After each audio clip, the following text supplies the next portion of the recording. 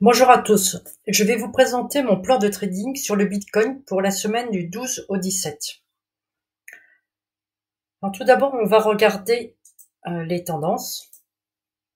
Alors, rien de nouveau, en hebdomadaire, on est toujours en tendance haussière. Et en journalier, comme on peut voir, il a testé sous les 25 904, mais avec une clôture au-dessus. On reste toujours en tendance haussière. On va maintenant regarder rapidement l'action de la semaine dernière. On s'était arrêté ici sur cette barre, la barre de vendredi. Alors, comme je vous avais dit, c'est pour moi une barre qui n'était pas très fiable, notamment à cause du volume, même de la taille. Et ça s'est avéré exact. Alors, je considère pas les barres de samedi et dimanche. Pour moi, ce sont pas des barres intéressantes. On va passer directement à la barre de lundi. Et lundi, le marché a retesté exactement le support ici, le bas du range à 25 904. Et ce qu'on peut voir, c'est qu'il a clôturé sur le support. Par conséquent, ce n'est pas un signal de vente. Pour avoir un signal de vente, il me faut une clôture vraiment en dessous du support. Ça n'a pas été le cas. Dès le mardi, le marché est reparti dans le sens opposé avec une belle bougie englobante, pratiquement une clôture tout en haut de la barre et une hausse de volume. Pour moi, ça, c'était un signal d'achat. Et c'est ce que j'ai fait. J'ai pris une position à l'achat. Alors, j'aurais bien aimé que le jour suivant, il continue à tester ici et puis ici. Ça n'a pas été le cas. On a une barre baissière. Mais comme le volume n'était pas très fort, c'était pas très inquiétant. Et puis après, les barres de jeudi et vendredi, là, le marché a strictement rien fait et il a retesté uniquement pour clôturer exactement sur le bas de la barre de vendredi.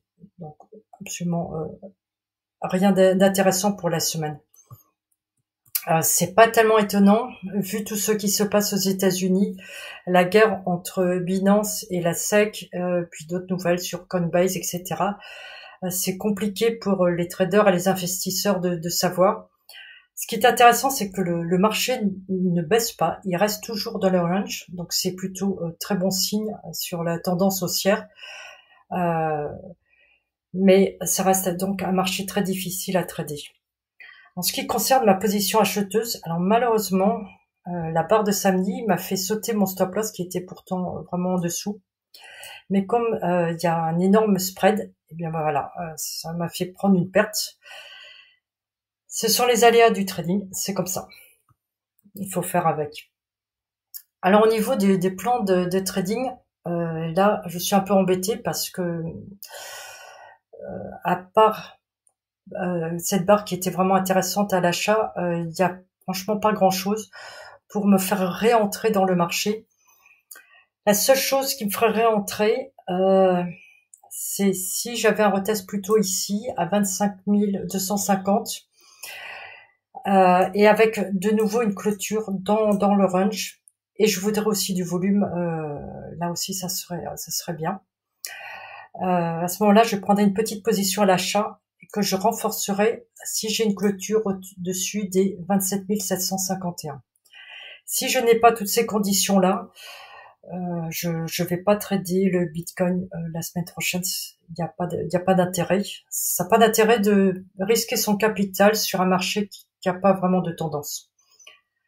Donc voilà, tout ce que je pouvais vous dire sur le Bitcoin. Je vous souhaite une très bonne semaine et on se revoit la semaine prochaine pour reparler du marché.